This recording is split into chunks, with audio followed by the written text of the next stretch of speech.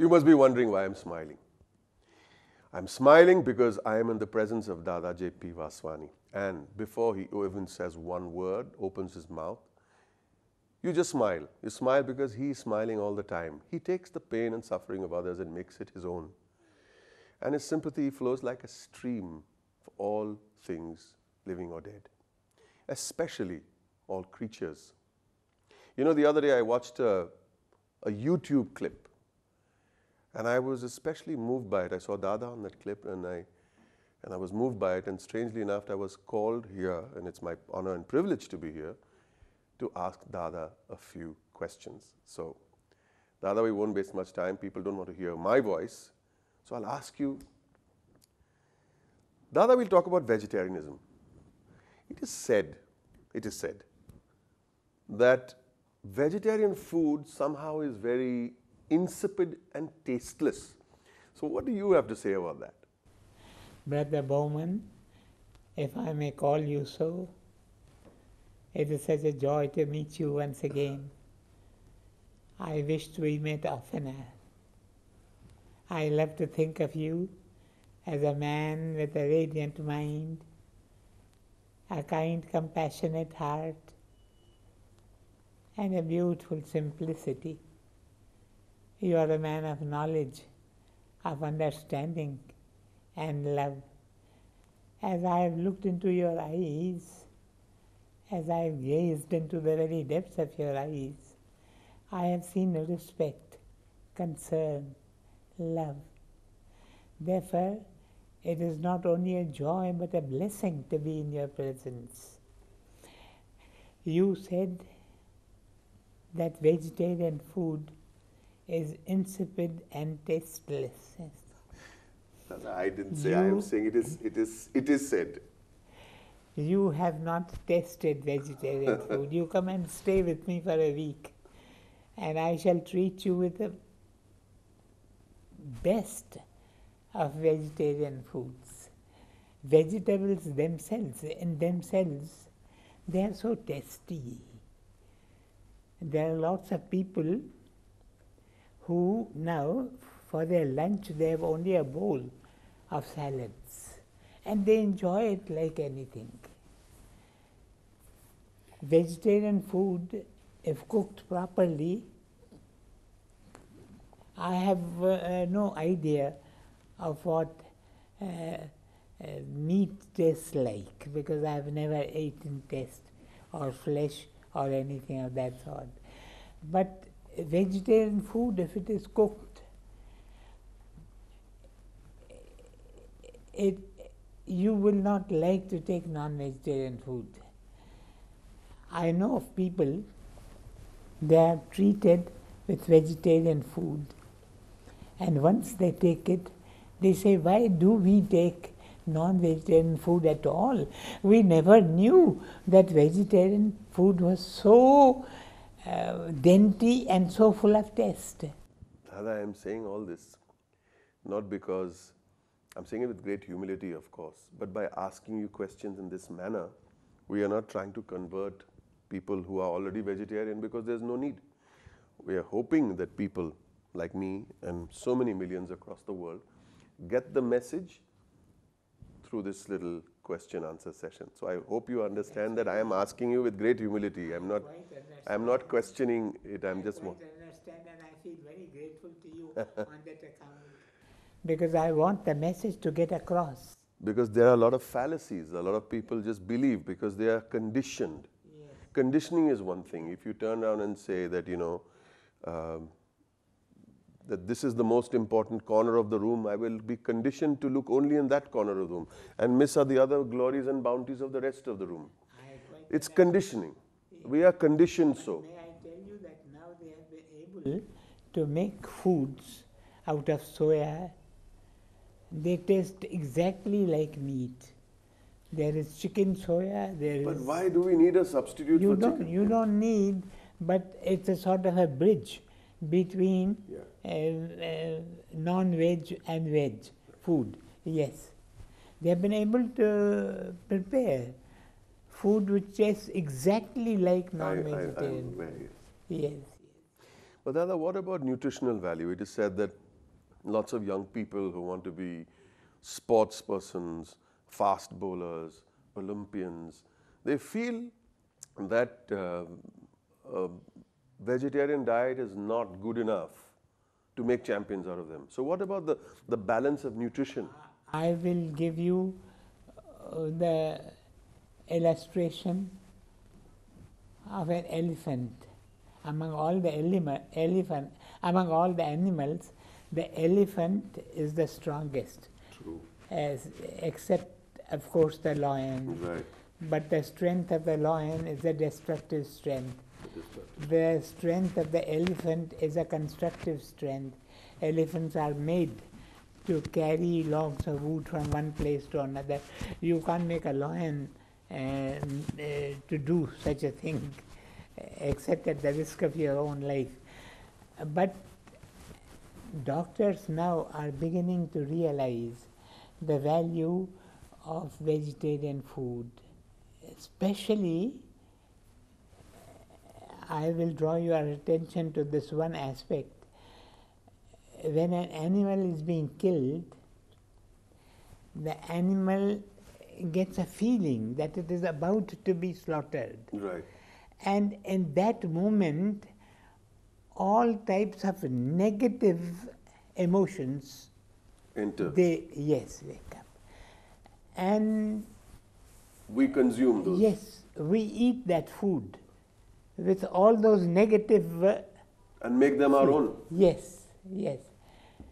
That is one thing. Another thing is that the meat or the non-veg food that is being sold nowadays is contaminated. They inject the animal with all sorts of chemicals and things yes, like that. Yes.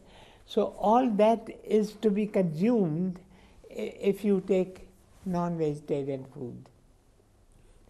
Vegetarian food is clean food. What you said, Dada. So many diseases today are due to people taking non-vegetarian food. Diseases like cancer, diseases like heart attacks, so many other diseases. There's a list of diseases that was published some time ago. I do not remember the details. Correct. But they are due to taking non-veg food. And you're saying it's got a lot to do with, apart from its natural, qualities or non-qualities like cholesterol and things like that, but stuff that is injected, packed for packing purposes. I'm sure they must be using all kind of preservatives and all that sort of thing.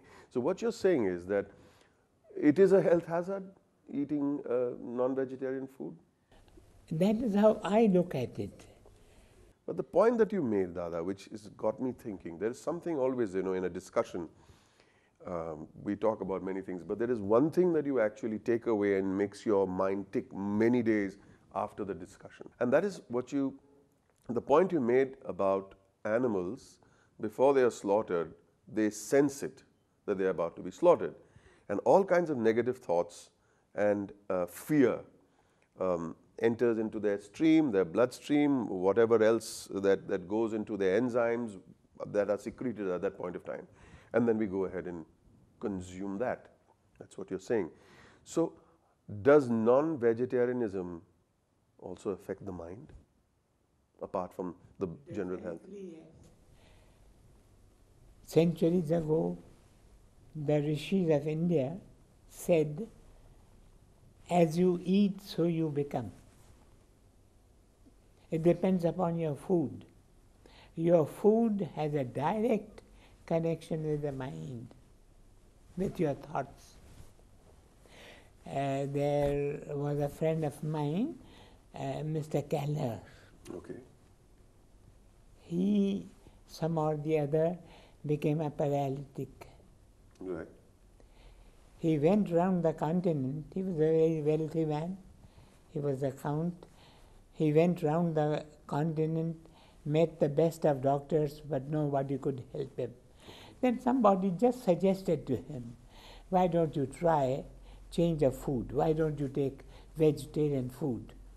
The idea clicked. Okay. and he started taking vegetarian food. This is what he himself told me. Okay. And he said from that day onwards, not only did his health improve, but his mind also underwent a transformation.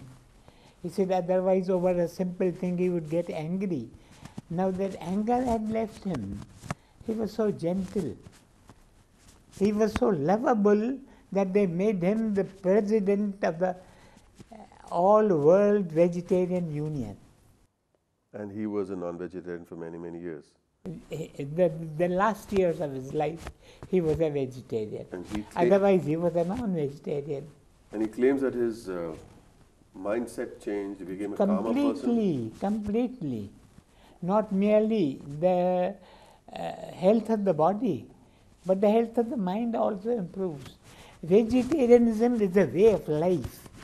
It is a way of life which teaches you how you can live a healthy life physically, mentally, morally, spiritually. These are all very humbling things. Dada, whenever I sit with you, I'm humbled. There are people who feel that they cannot live except they take flesh diet. I was in Hong Kong, and during the course of my talk, I requested the people to donate to us just one day, the 25th of November, which happens to be the birthday of my beloved Gurudev Sadhu Vaswani. I said to them, give us this one day. On this one day, you should keep away from all food of violence, fish, flesh, fowl. At the close of my lecture, a man came to me and he asked me, if I don't take flesh for a day, if I don't take non-veg food for a day, will I be able to survive? I told him I have survived these 80 years without taking flesh food on a single day. He was astonished. He was amazed.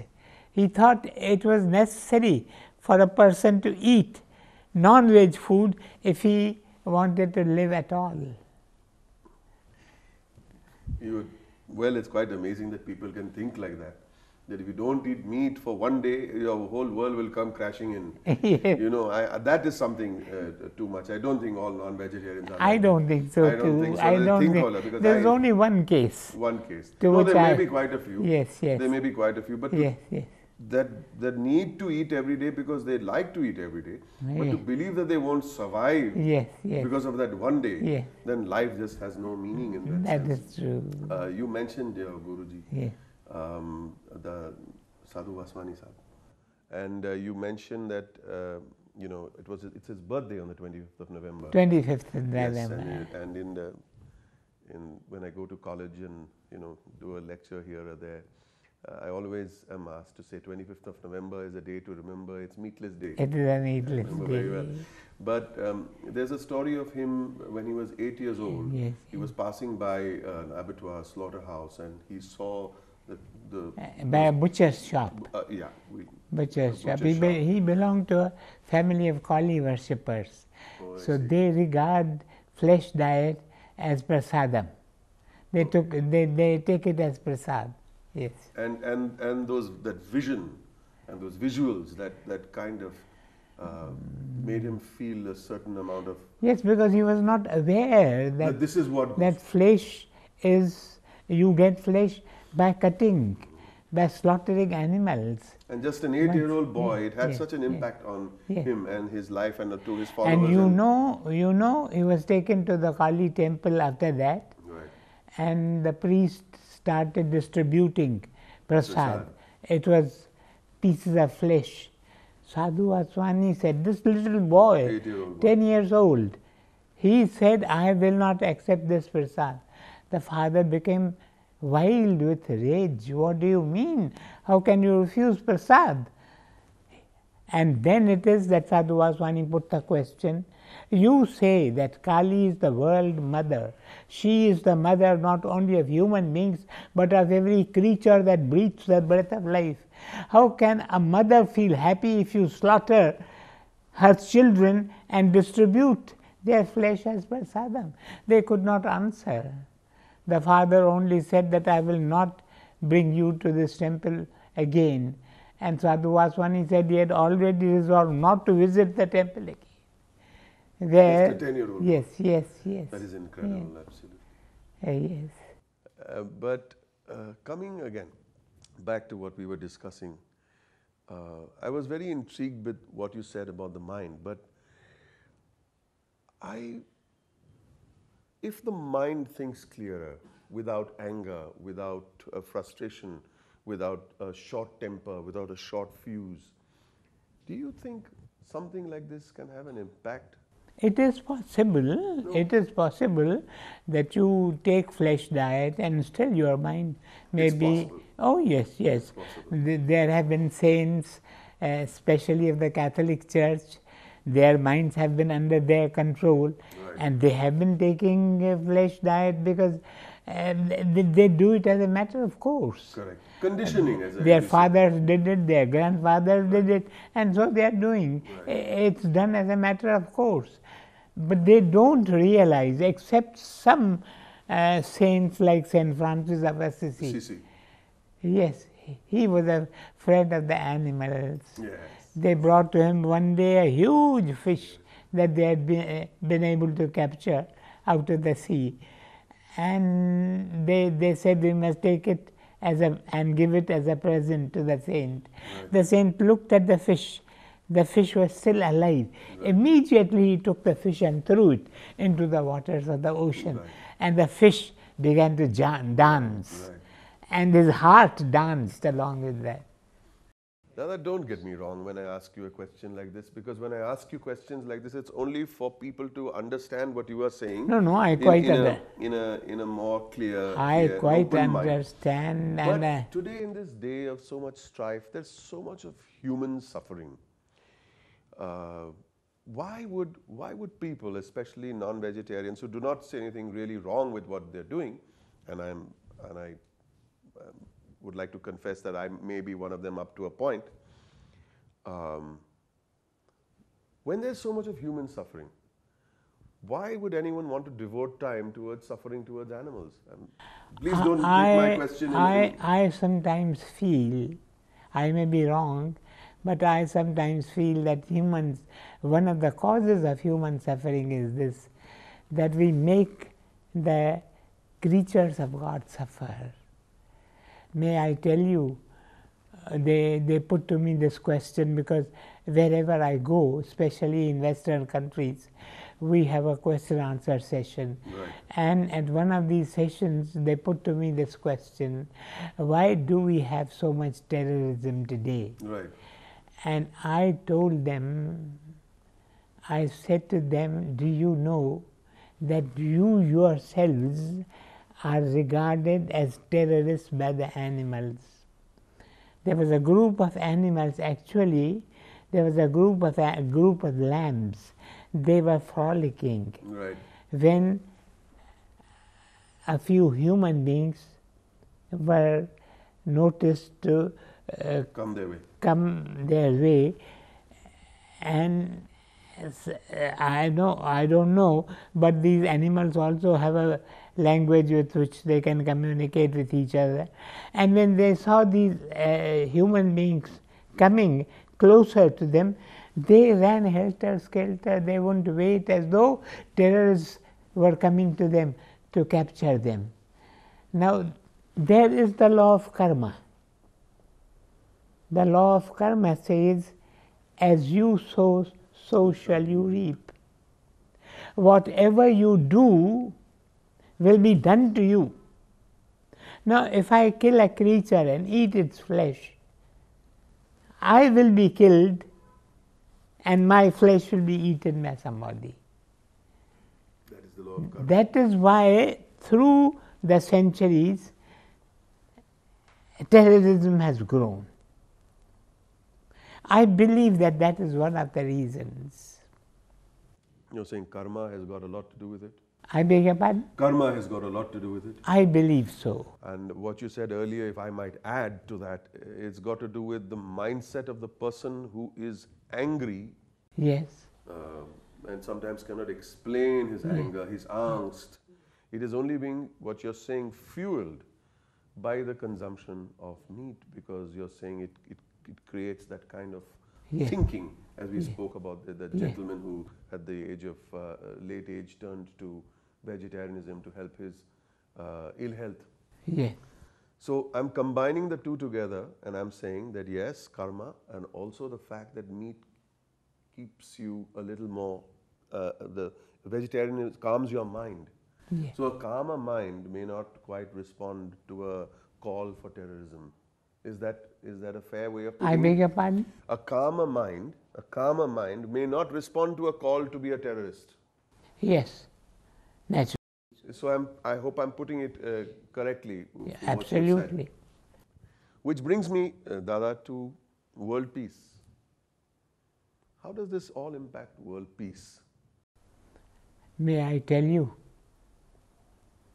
we will never have world peace until we stop all killing. For the simple reason that if I kill an animal for food, I will not hesitate in killing someone whom I regard as an enemy. All killing must be stopped, otherwise there will be no world peace. We must have reverence for life. We do not have reverence for life today.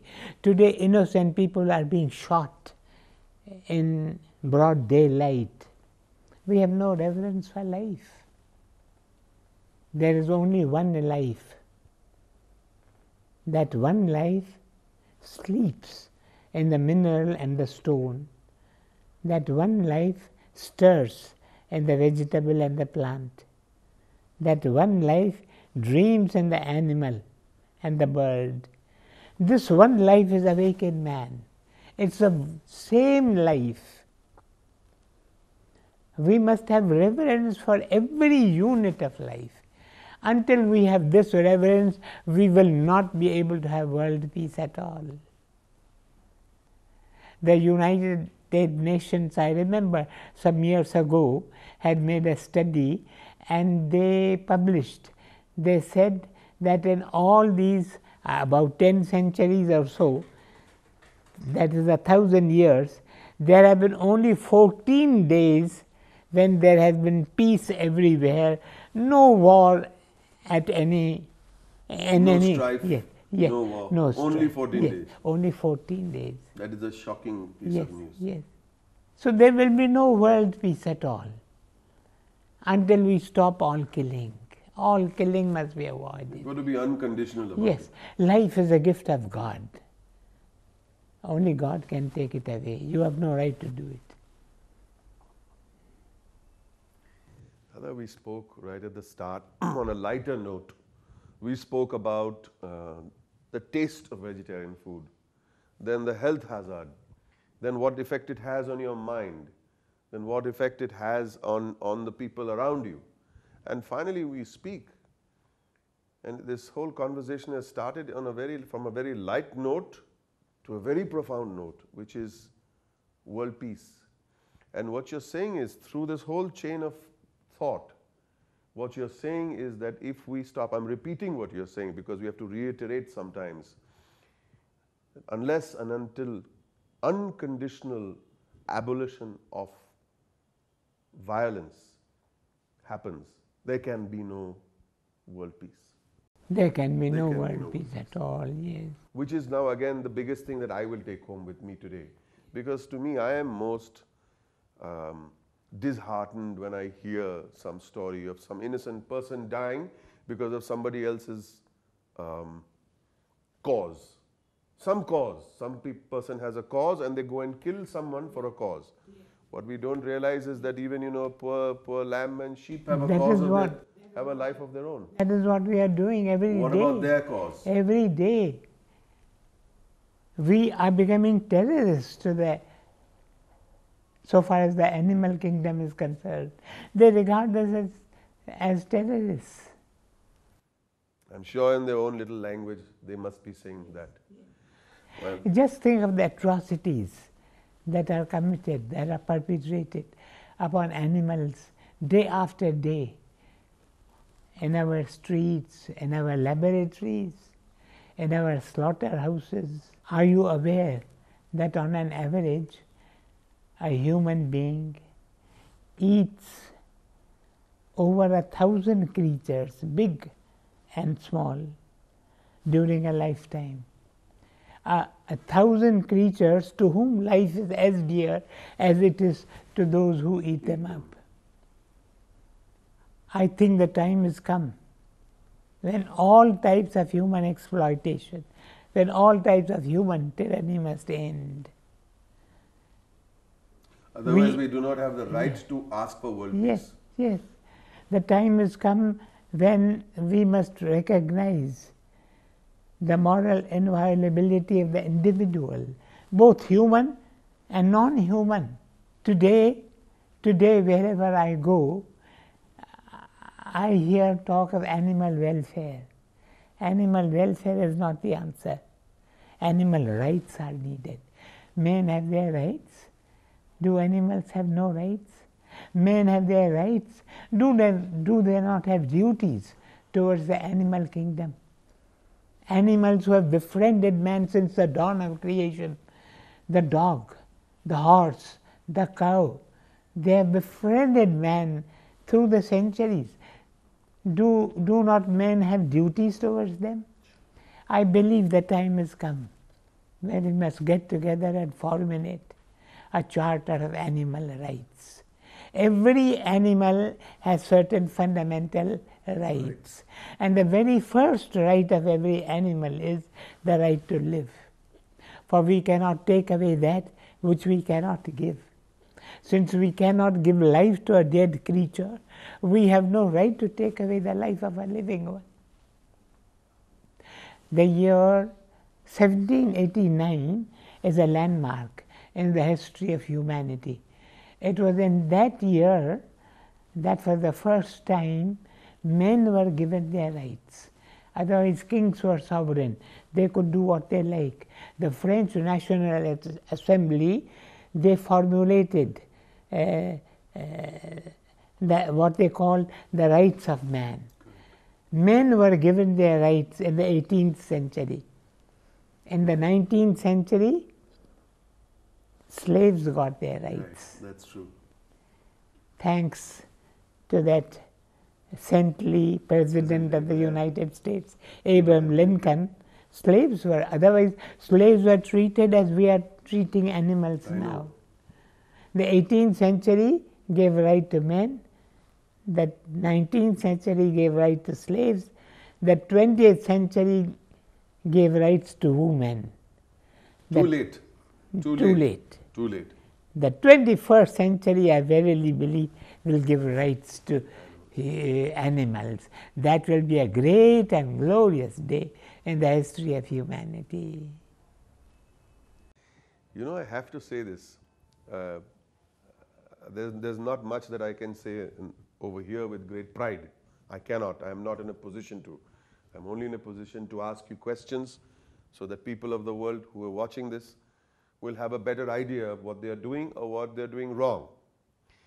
But in the movies that we make these days, especially in the West, great care is taken towards animals, great care.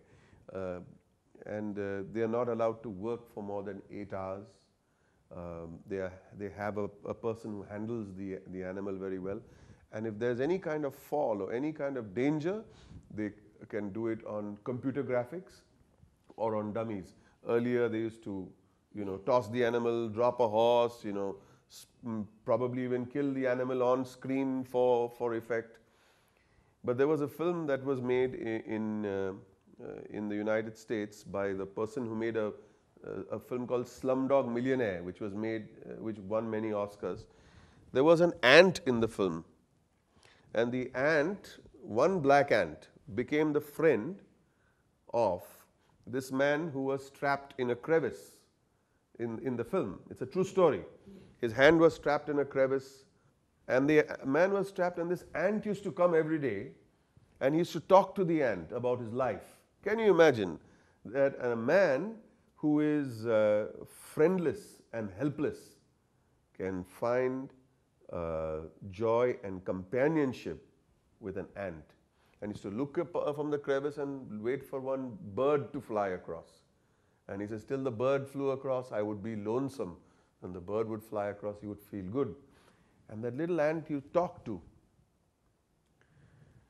For that one little ant was brought in from Arizona, many states away, because there were no ants really available which they could catch and use. But the ant was flown in from Arizona. It was used in the film, and the ant handler very nobly and very correctly, after the film was completed, took the ant and put it back to where it belonged in Arizona, thousands of miles away. So I think, if you look at it, that people are therefore in many ways compassionate towards animals, but somehow have not made that mindset and mind change towards actually consuming it. They are very compassionate towards their pets and very compassionate to what they see in the open and in the wild and all that, and they feel very cute and cuddly about most things. But because what they see, or what they don't see, is what they consume, they are happy to do so. And maybe someday there'll be a change where I will sit over here in front of you, Dada, and have this discussion with a great, much more confidence that I have today, because I'm not in a position to be confident in front of you. But the day will come. May I tell you? Yes. When we started the Meera College, St. Meera's College for Girls, which 2 years ago was regarded as the best college of the Pune University. When we started the Meera College, we did not have the science stream. Why? Because students were made to dissect live frogs. That's true. When the thing could be done by having models, why kill a living creature? Correct. But they would not understand in those days. Now the tide has turned. Now they use models. Correct. And that's a very good thing. Otherwise, live frogs were being dissected in the laboratory. And not even, I can understand if a person says, I am going to consume it, it's another story, but they're thrown away. Yes, yes. It's such a sad and sad thing. Yes. No, I tell you, the atrocities that are perpetrated upon the animals, they are awful. They are stunned. And upside down, they are brought in a line, waiting for their throats to be cut. Think of millions of creatures. They are imprisoned in tiny cages. They don't get fresh air, they don't get light, they have no movement. And the worst part of it, that after living such an appalling life, they are finally ate up. Millions of creatures, I believe, would prefer to die rather than exist in conditions of which the worst Nazi concentration camp would be ashamed. But man's heart has not yet awakened. It is the question of the heart. Our heart needs to awaken. I have sometimes shed tears when I have thought of the treatment that we give to animals. Dada, what more can I say? All I'm saying is, one more time, I meet you. Once again, I'm humbled. Once again, I am enlightened, something to take home. Today you have come and enlightened me. I feel grateful to you. And as I said, I wished we met oftener. Yes, I need your blessings. No, don't say I need your blessings. Don't say that, especially on camera, please.